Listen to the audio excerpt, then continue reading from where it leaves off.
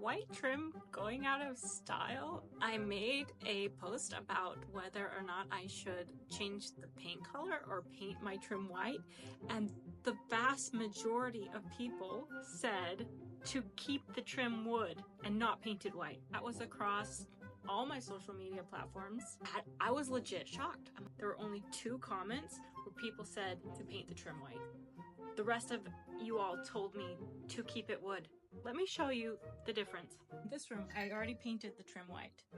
So I've got the blue with the white trim. I think it looks nice. I like the white trim. Here we got a mix of the trim and the wood, but in here the trim is still brown. Do you all like this better? I don't know. I don't think I'm on this leave the trim brown wagon. I'm only leaving it brown because I don't want to have to paint all that trim before we have to move.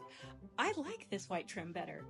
So am I in the minority now? Am I old? Is this an old thing?